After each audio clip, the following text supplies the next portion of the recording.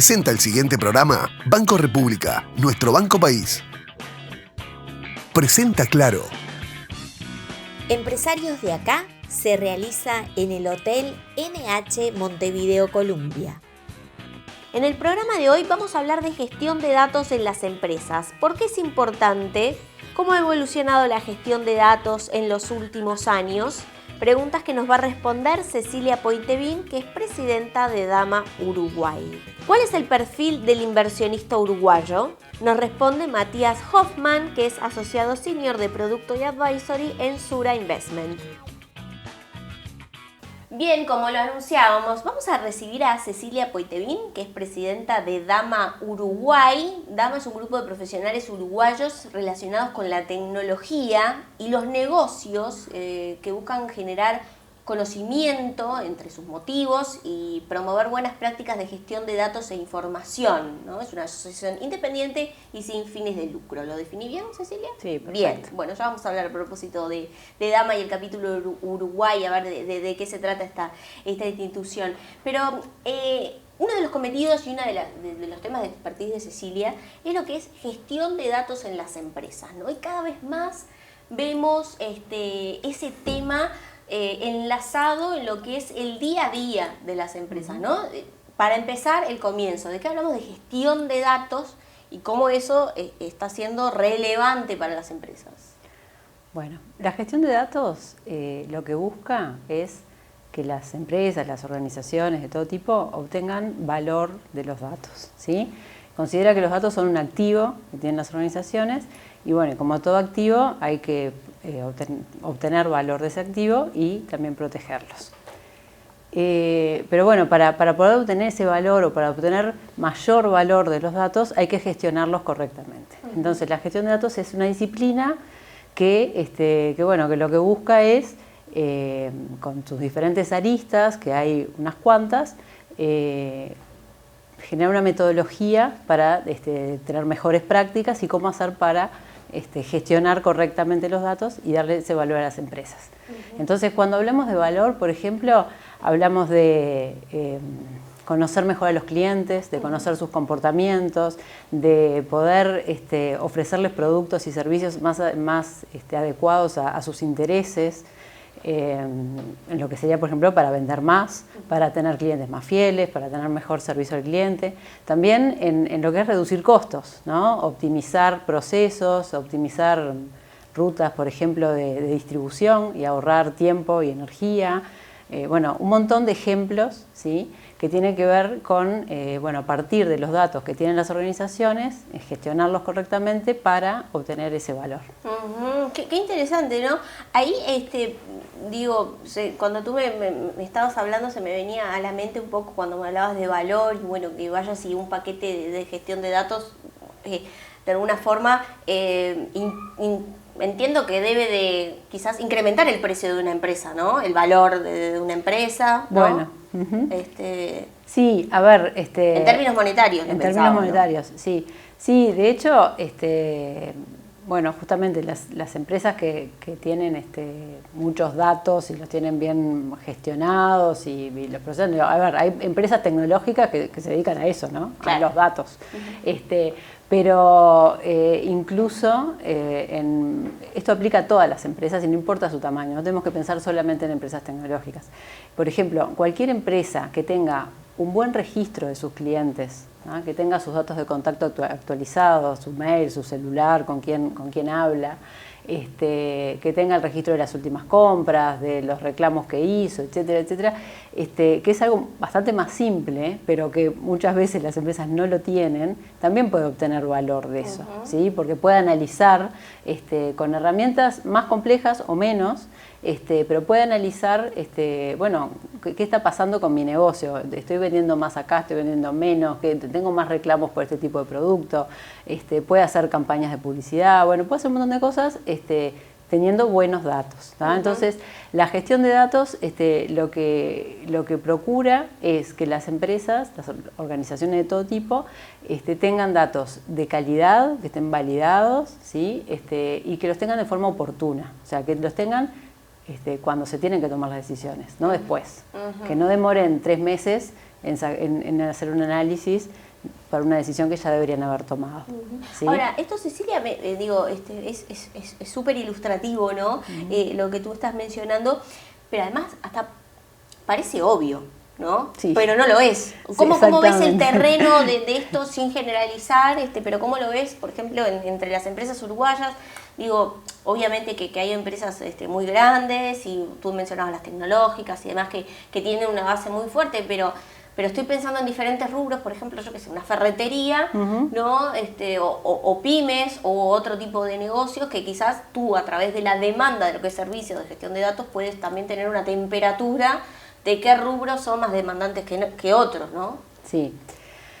Bueno, como sí, parece obvio, incluso cuando te pones a estudiar un poco la metodología, todo lo que sí es obvio, pero bueno, no lo hacemos.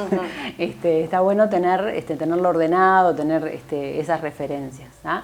Y después lo que pasa es que hay un tema de volumen, ¿sí? Cuando tenemos una empresa chica, con pocos clientes con un volumen manejable, eso se puede manejar con una planilla Excel, con sistemas que tenés en la misma empresa, con algo bien local, en ese tamaño, digamos. Pero cuando esto crece, y es lo que está pasando obviamente, crece mucho la cantidad de datos que tenemos, ya no es manejable de esa manera. Las empresas que están más avanzadas, digamos, en estas temáticas, en Uruguay, pero en el mundo también, son las empresas más reguladas. En particular, el sistema financiero tiene mucha regulación en temas de datos, el sistema de salud tiene regulación en temas de datos, entonces los reguladores exigen y empujan a que las empresas maduren sus prácticas de gestión y de gobierno de datos. Qué interesante allí, hay seguramente que desafíos, ¿no? Sí. Que enfrentan las empresas a la hora de implementar una estrategia, ¿no? Efectiva de todo esto, y allí entran por supuesto profesionales como tú, pero ¿qué entiendes que son esos desafíos? ¿En dónde radican? Bueno, yo creo que el desafío más importante es, hay varios, ¿no? Pero uno de los por el que yo empezaría es no abrumarse y poner foco, ¿no? La estrategia de datos lo que viene es a acompañar, apoyar, ¿sí? O impulsar la estrategia de negocio. Entonces, lo primero que tenemos que ver es cuál es la estrategia de este negocio, cuáles son los objetivos de este negocio, y a partir de ahí construir la estrategia de datos. No es, tengo muchos datos, a ver qué puedo hacer con ellos. No, es, ¿qué es lo que hace este negocio? ¿Por dónde queremos crecer? ¿Por dónde queremos avanzar? ¿Cuáles son los objetivos? Y bueno, ¿cómo podemos apoyarnos o impulsar ese crecimiento en base a los datos que podemos tener?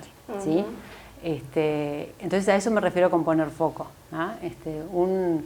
Le robo un contraejemplo a Ramón Hernández, que es un consultor con el que trabajamos a veces, que dice, un hospital, ¿no?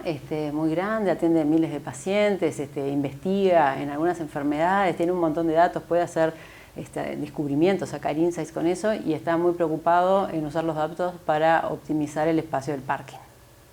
Eso no tiene que ver con los objetivos de ese negocio, ese uso de datos, ¿tá? Entonces sí, como tenemos los datos, podemos hacer cosas, pero claro, podemos hacer tantas cosas que perdemos el foco. Entonces, un gran desafío es eso, alinear la estrategia de datos con la estrategia de negocio.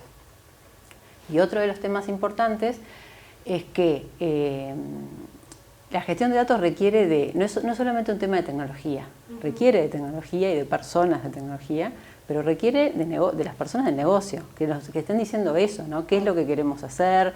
Que estén dando un montón de aspectos en los que trabajan junto con tecnología. Entonces, hay un cambio cultural en cómo trabajamos con los datos.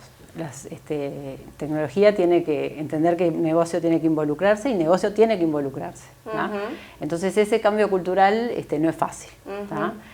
Y también lo que requiere, además de requerir personas capacitadas, ¿no? que puedan transitar esto, requiere liderazgo. Si las personas que están en los niveles de decisión de las empresas no ven la oportunidad y no ven esta necesidad, ese cambio cultural es muy difícil que suceda. Vamos a hablar en el próximo bloque a ver qué está pasando en la actualidad, ¿no? Si ese cambio cultural se está dando, qué tan activos están los empresarios en contratar servicios para gestión de datos o mejorar la calidad de sus datos y otros temas. El diálogo es con Cecilia Poitevin, que es presidenta de Dama Uruguay. Bueno, te quedás para el próximo bloque, ¿no? ¿Verdad? Sí. Bueno, y nosotros antes de irnos a la pausa vamos a nuestro espacio mensual, Boletín Laboral, en donde el doctor Ignacio López Viana, que es especialista en legislación laboral, nos va a comentar cómo deben actuar los empresarios ante una desvinculación por despido. Vamos al espacio.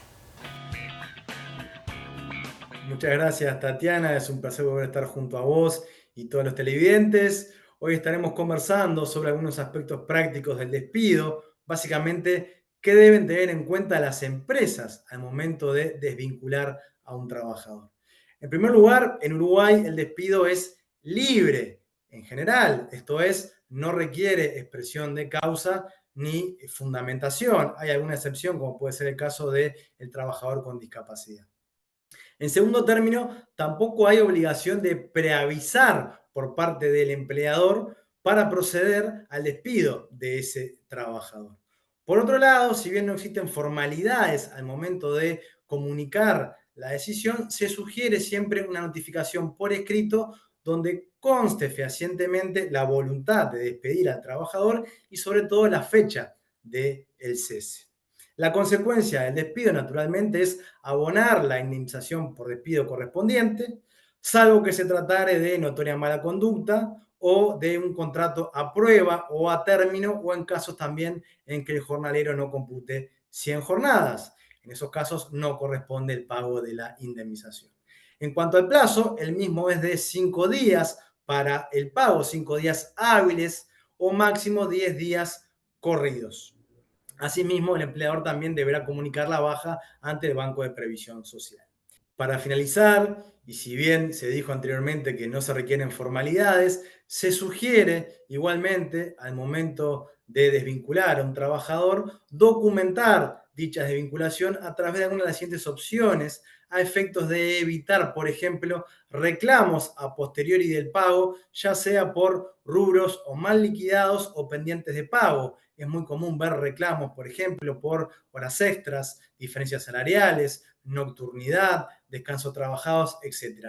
Las opciones son básicamente dos: o un acuerdo voluntario ante el Ministerio de Trabajo y Seguridad Social, o un acuerdo privado con doble firma letrada, con la posibilidad inclusive de solicitar la homologación del mismo ante el juzgado competente.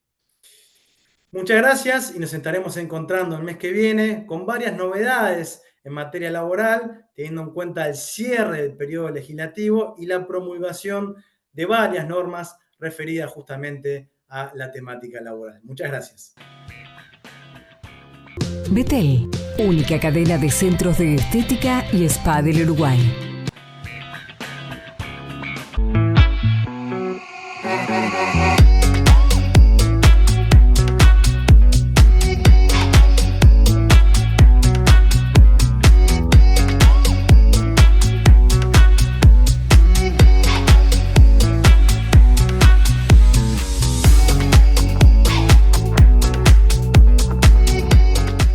Carle y Andrioli Contadores Públicos.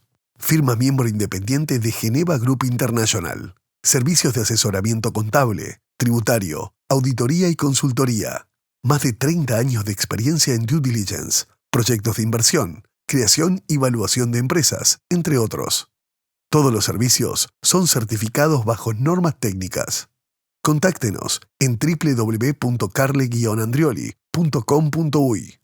Adoptando el plan inteligente de UTE, podés acceder a la energía eléctrica a un precio más económico, durante 20 horas al día de lunes a viernes y todo el día los sábados, domingos y feriados. Ingresá al simulador en ute.com.uy. UTE, transformando con energía nuestro país. Presenta Forbis Mazars. Auditoría, contabilidad y outsourcing, impuestos, compliance, capital humano, legales. www.forbismazars.com/UI. Segundo bloque bloque de empresarios de acá y estamos hablando de gestión de datos en las empresas, cómo esto impacta también y se refleja en mejores resultados, ¿no? Para lo que es la gestión y el negocio en sí. Estamos en diálogo con Cecilia Poitevin, que es presidenta de Dama Uruguay, y allí dejamos algo ya como una incógnita y queremos revelarla acá en este bloque de si los empresarios aquí en Uruguay, en general, digo, es difícil hacer las generalidades, pero si entiendes que ese cambio, ¿no? de mentalidad, de poder valorar la gestión de datos se está dando o falta allí, ¿qué se puede decir? Bueno, mira, a mí me gusta mucho hablar del iceberg de la gestión de datos, ¿no? Lo que pasa con esto es, lo que está en la punta del iceberg, lo que se ve, son las nuevas tecnologías, inteligencia artificial, machine learning, análisis predictivo y tantas otras, ¿no? Eso se escucha más, se ve más, tiene más marketing, ¿tá? Entonces de repente las organizaciones, quiero hacer una iniciativa de esto.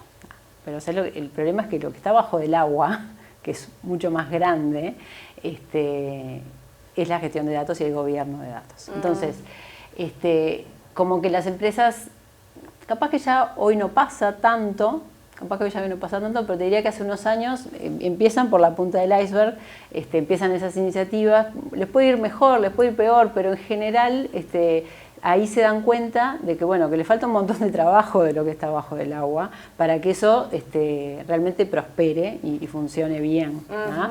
En definitiva, entienden que pero yo tengo un montón de datos y tengo esto y tengo aquello y lo otro, y cuando empezás a rascar un poquito, bueno, no están tan preparados, y entonces no es que esa tecnología que están implantando, eso no funcione, sí funciona, pero funciona con buenos datos, ¿no?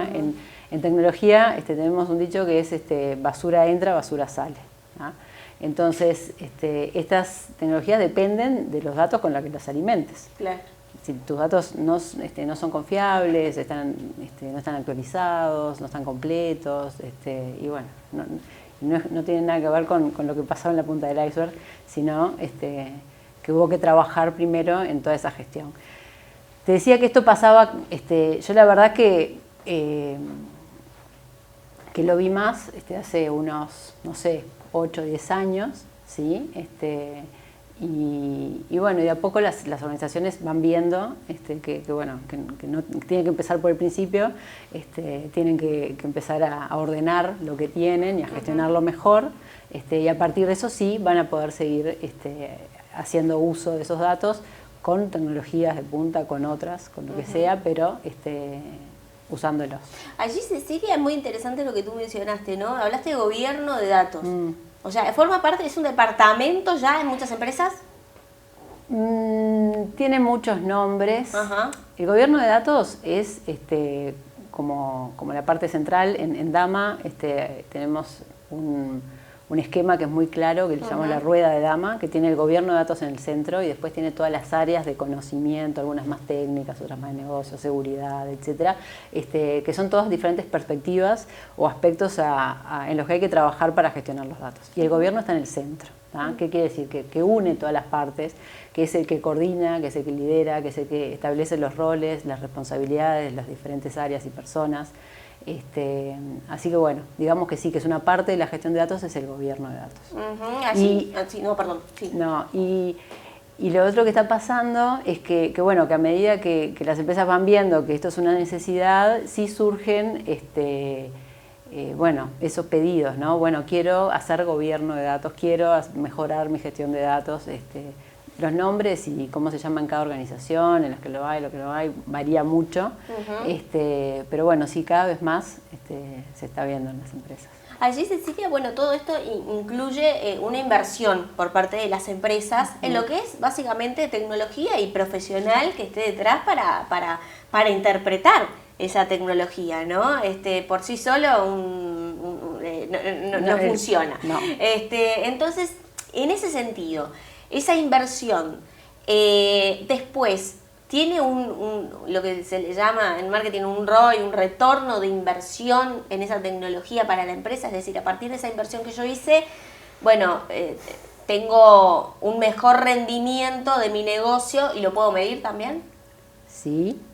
Primero, un tema que es que todo esto, la tecnología es importante, pero quizás no es por el lugar donde empezamos. ¿Ah?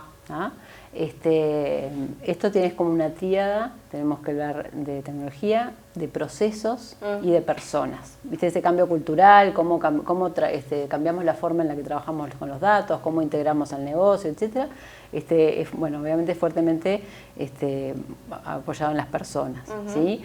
Los procesos es, bueno, también cómo trabajamos con los datos, bueno, ahí también hay mucho trabajo, y la tecnología bueno, apoya, ayuda y en lo que es más analítico, obviamente está presente, pero bueno, en general nosotros ¿y qué sistema de gobierno de datos me recomendás? Y no, te recomiendo que no empieces por ahí.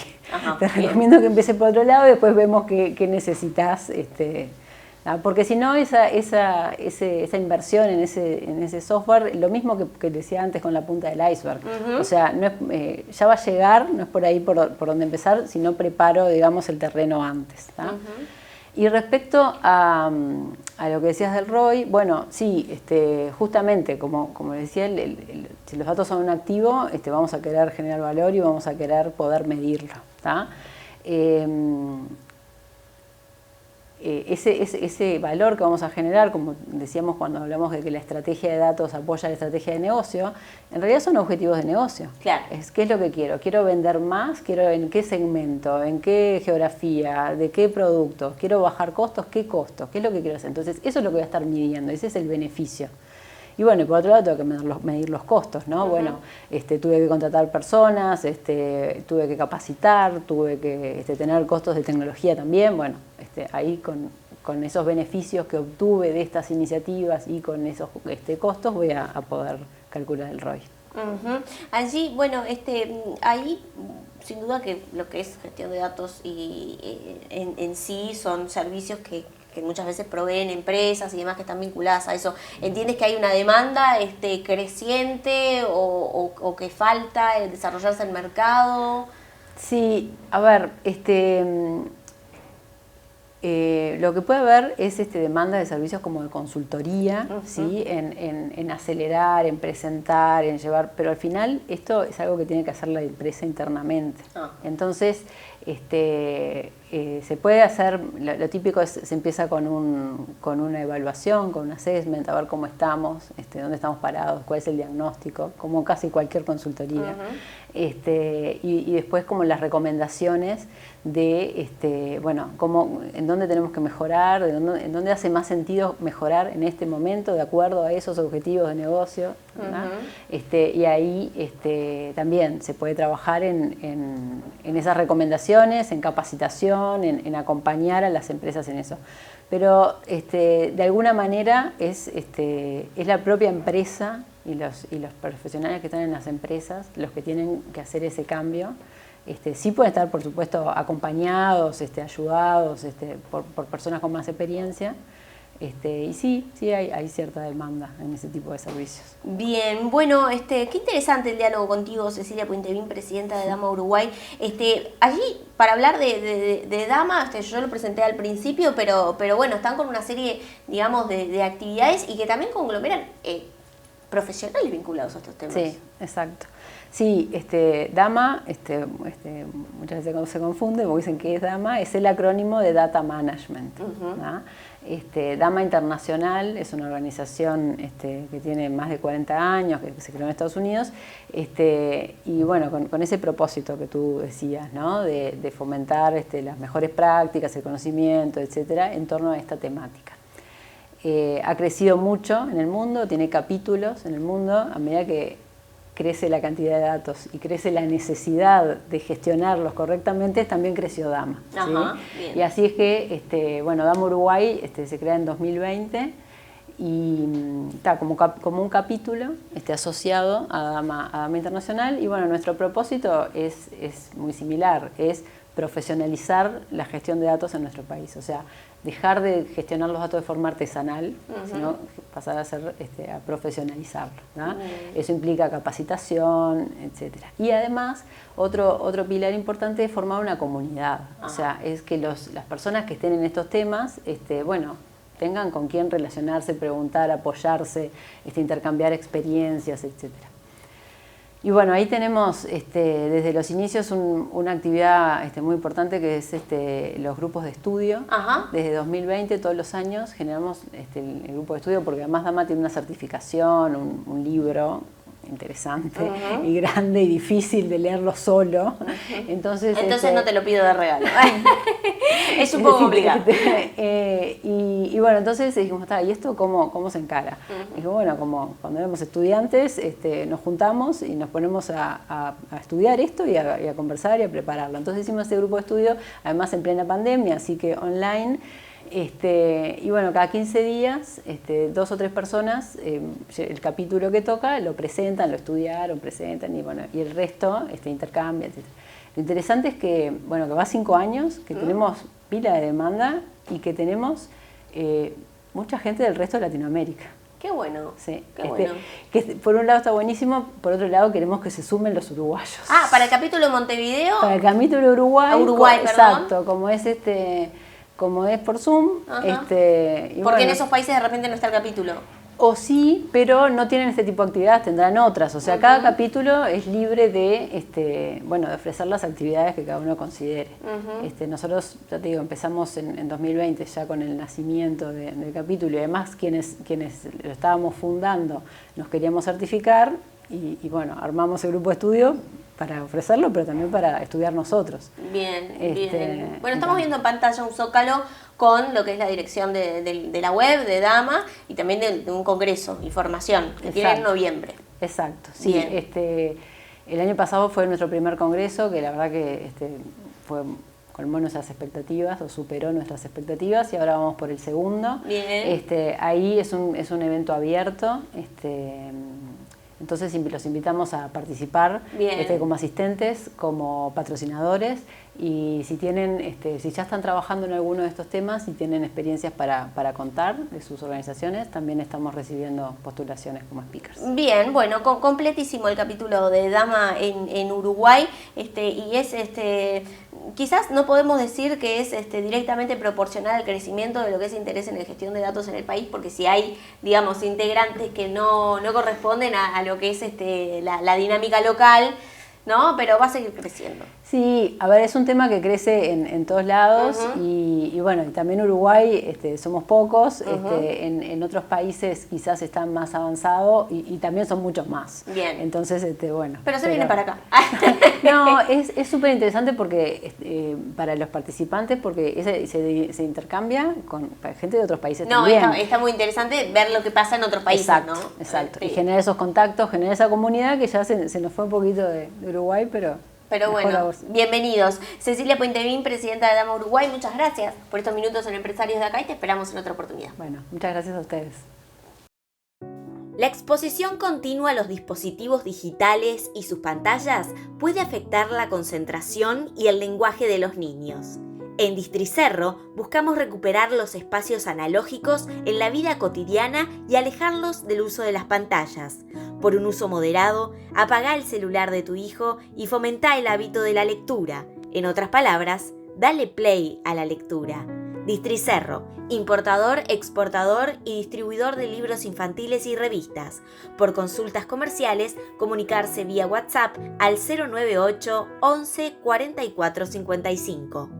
Incorpora a tus proyectos los sistemas de aluminio Hidro, sistemas residenciales de alto rendimiento y diseño minimal, fachadas vidriadas para edificios corporativos y centros comerciales, y barandas de vidrio estructural que aportan modernidad y seguridad a tu obra. Hidro es parte de Norsk Hydro, una de las 3 empresas de aluminio más grandes del mundo. Moderniza tus proyectos. Pasate a Hidro.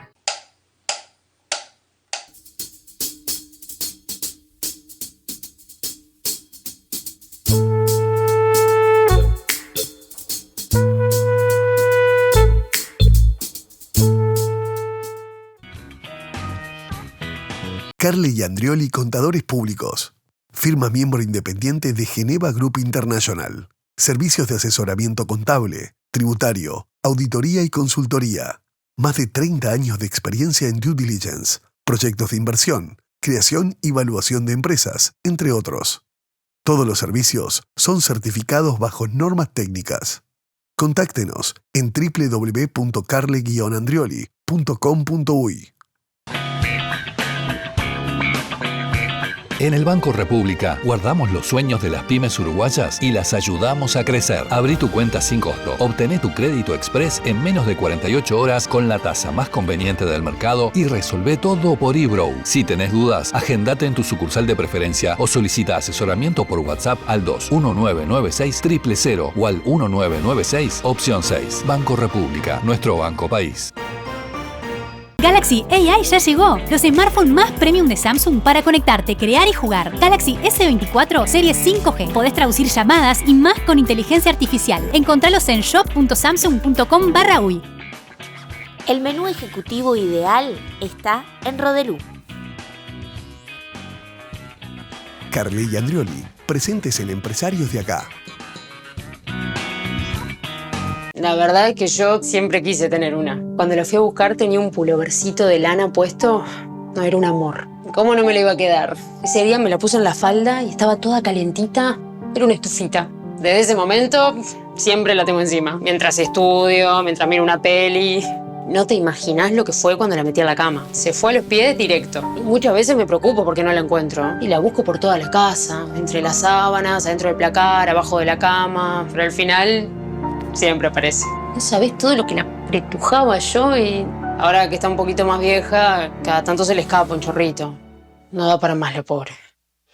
Mejor adoptá el plan inteligente de UTE y deja la bolsita de agua caliente.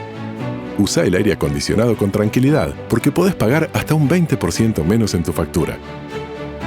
Ingresá al simulador y adoptalo sin costo. UTE, transformando con energía nuestro país. Presenta el siguiente bloque Hotel NH Montevideo Columbia.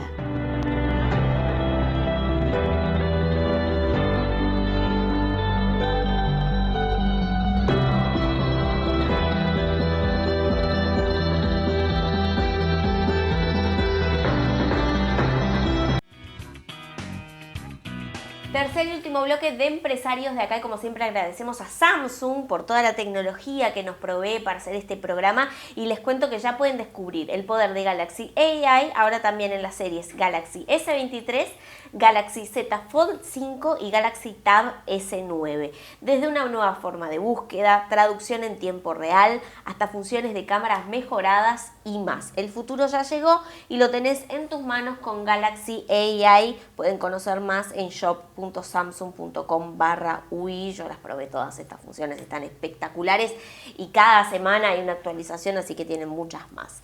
Bien, lo anunciamos al comienzo del programa. Vamos a hablar del perfil del inversionista uruguayo, y para eso ya recibimos a Matías Hoffman, que es economista y máster en finanzas y que es asociado senior de producto y advisory en Sura Investment. Bueno, ¿lo dije todo bien? Perfecto. Perfecto. Bueno, Perfecto. Matías, un gusto tenerte aquí. No, gracias a ti por la invitación. Bueno, recientemente Sura Investments ha realizado un informe muy interesante sobre el perfil de los uruguayos. Allí, hay un fuerte foco en lo que es alto patrimonio, pero quizás después podamos hablar de algún otro tipo de inversionista. Correcto. Pero allí, para comenzar por el principio, bueno, ¿en qué invierten los uruguayos? Bien. A ver, la parte del perfil del inversionista, sí, creo que es la piedra angular, digamos, de la segunda pregunta, ¿no? De en qué terminan invirtiendo. El inversionista uruguayo es idiosincráticamente moderado, no solamente creo que en el mundo de las inversiones, sino en general, pero en el mundo de las inversiones no es la excepción. Por lo tanto, buscan un perfil más de estabilidad, ¿no? Si bien buscan rentabilidad, buscan poder hacer crecer sus ahorros, buscan un escenario de estabilidad donde pueden tomar algo de fluctuación, en gran promedio, ¿no? Después tenemos las puntas, tenemos clientes un poco más agresivos, un poquito más conservadores, pero el promedio sí busca algo de crecimiento de capital, pero con cierta cautela, digamos, ¿no? Y eso lo enfoca hacia activos de renta fija, principalmente frente a activos de renta variable. La parte de bonos, digamos, más a la parte de acciones, que intrínsecamente a la categoría tienen, digamos, una volatilidad un poquito más baja y también una rentabilidad potencial un poquito más baja también. Pero principalmente está enfocado, digamos, a ese tipo de activos.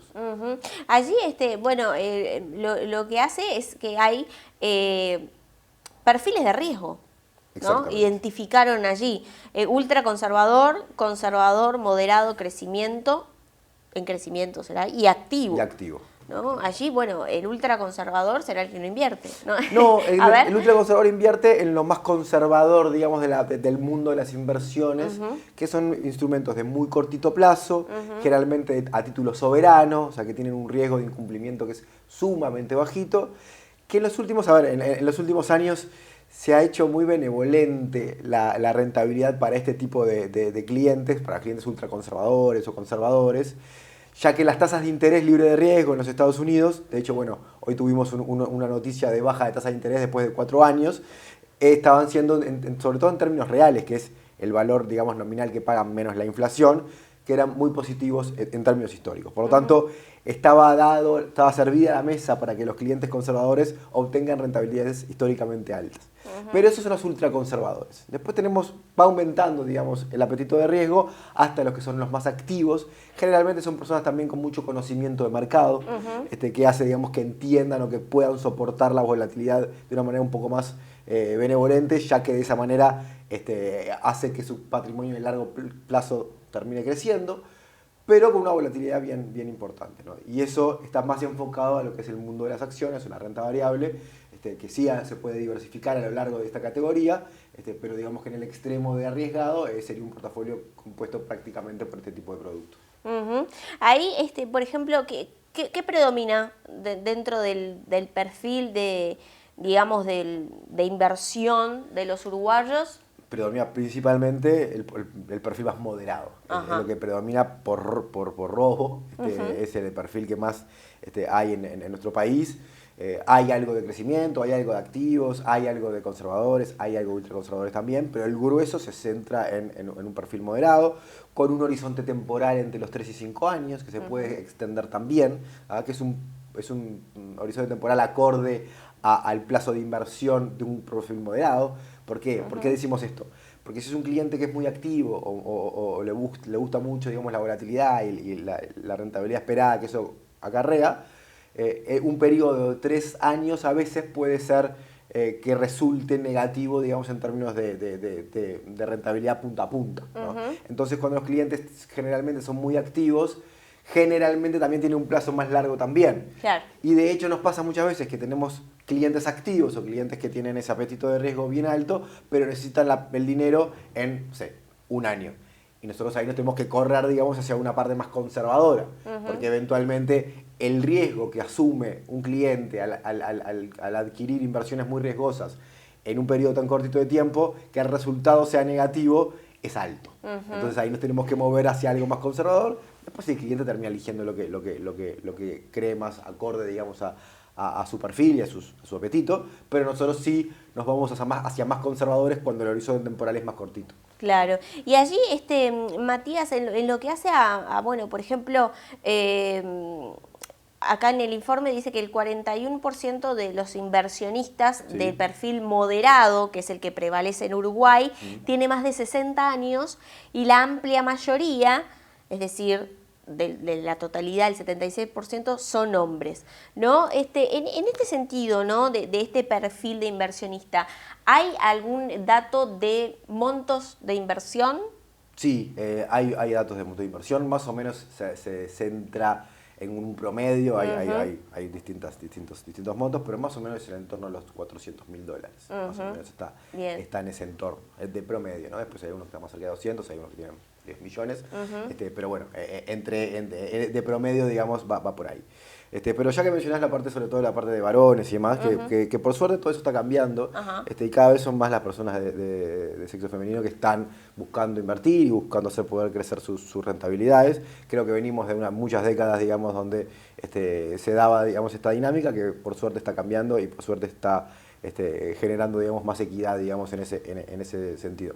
Sí, el tema de la edad. Naturalmente, la gente acumula riquezas a lo largo de su vida y cuando llega a una edad un poquito más avanzada, generalmente tiene un nivel de riqueza un poquito más amplio que cuando es joven, por lo tanto, eso no creo que cambie tanto, aunque sí, también ha habido algún cambio en el último tiempo, pero sí está cambiando sobre todo la parte de género, digamos, en lo que hace referencia a la búsqueda de hacer crecer sus rentabilidades.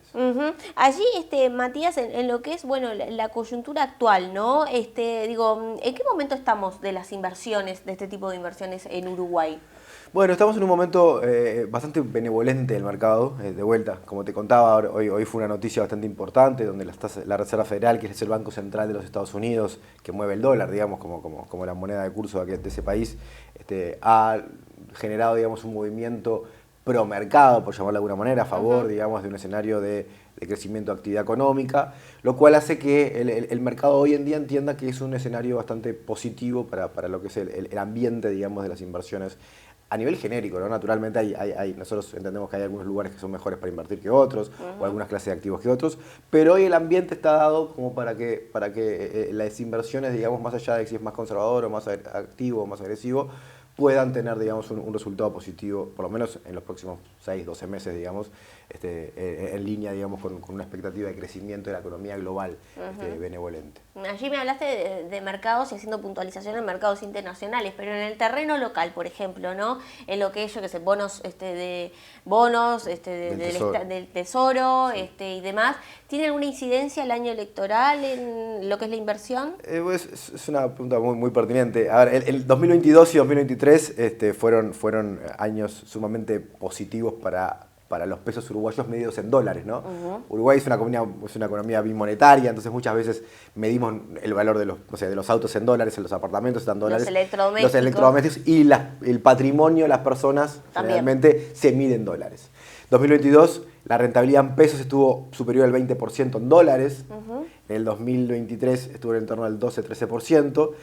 Hoy en día está un poquito más empatada la cosa porque ha generado cierta devaluación el peso, sobre todo en los últimos meses, donde ha habido un nivel de volatilidad un poquito más amplio y se ha empatado un poquito la rentabilidad en pesos contra dólares, sobre todo en la misma clase de activos, ¿no? que es emisiones del tesoro tanto americano como uruguayo en este punto.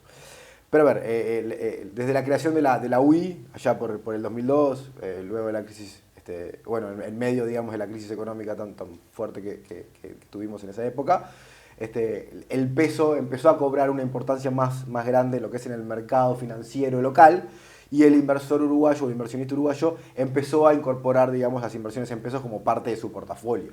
Y hoy en día hay opciones, sobre todo en obligaciones negociables, que son la parte de bonos corporativos, así como emisiones del Estado también, que permiten tasas nominales interesantes y tasas reales también interesantes. UI más 2, 3, 4%, depende del riesgo del producto naturalmente, o en pesos nominales en el entorno al 7, 8, 9, incluso hasta 10%, incluso hasta algunos productos con un poquito más de tasa, pero sin lugar a dudas que el peso se metió, digamos, en el buen sentido de la palabra, dentro de lo que es un portafolio de inversión del uruguayo.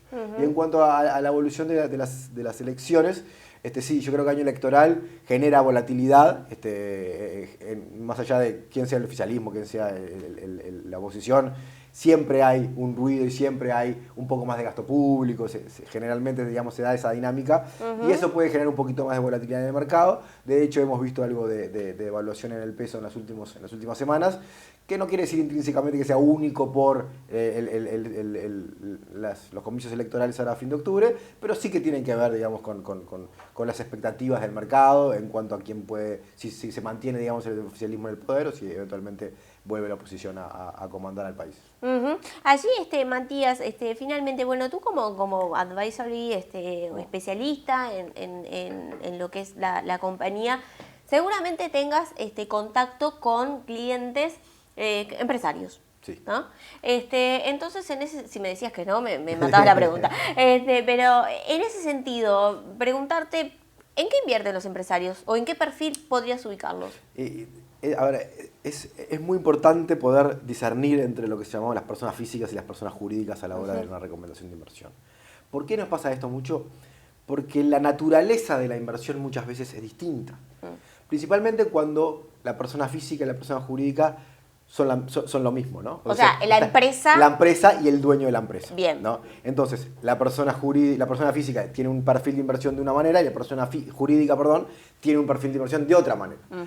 Generalmente, nosotros buscamos para las personas jurídicas, y generalmente las personas jurídicas buscan eso también, es hacer rendir, digamos, o su capital de giro, o sus reservas, digamos, o lo que ellos entienden que no necesitan mover, digamos, de manera muy, muy agresiva. De la caja de la empresa. La caja, por ejemplo, ¿no? El apetito del empresario, o ya sea como tú quieras dividirlo. Claro, porque es muy diferente, ¿no? Claro. El empresario generalmente, igual el empresario en muchas oportunidades también es bastante conservador, porque el riesgo lo tiene en otro lado. Claro. ¿no? El riesgo lo tiene en su empresa.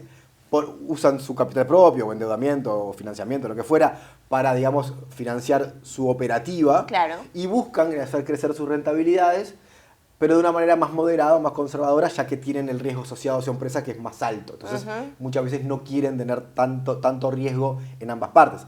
Sí, hay empresarios que están muy consolidados en el mercado, entonces pueden asumir un poco más de riesgo en sus inversiones personales, pero de vuelta, caen la media nuevamente en un perfil más moderado en términos de empresarios que buscan rentabilizar su propio patrimonio más allá del patrimonio de la empresa. Qué interesante. Bueno, Matías Hoffman, que es asociado senior de Producto de Advisory en Sura Investments, muchas gracias por estos minutos en Empresarios de Acá, y vamos a seguir atentos a todo lo que hace a los mercados, a las inversiones, ¿no? En qué están pensando los uruguayos, y puntualmente también hacer alguna aclaración y dar información hacia las empresas. Así que gracias por estar aquí. No, muchas gracias por la invitación. En el programa de hoy vimos cómo la gestión de datos es muy importante para las empresas en términos luego de mejorar la rentabilidad. La inversión en una mejora de gestión de datos puede mejorar el rendimiento de lo que son los negocios y la actividad monetaria de la empresa. Por otra parte, hablamos del perfil del inversor uruguayo y se concluyó que tiene un perfil moderado. Por lo general, dentro de los distintos perfiles de los cuales hoy hablamos, bueno, se diferencian en cuanto a lo que es el riesgo que están dispuestos a tomar en las inversiones. De todos estos temas hablamos en el programa Empresarios de Acá de hoy. Yo, por supuesto, los espero el próximo viernes a las 21 horas por la pantalla de NSTV.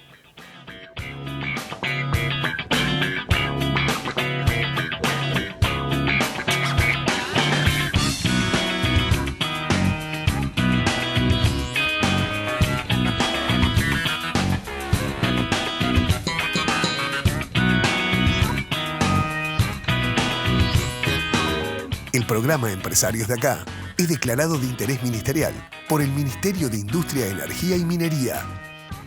Presentó Claro. Presentó este programa Banco República, nuestro banco país.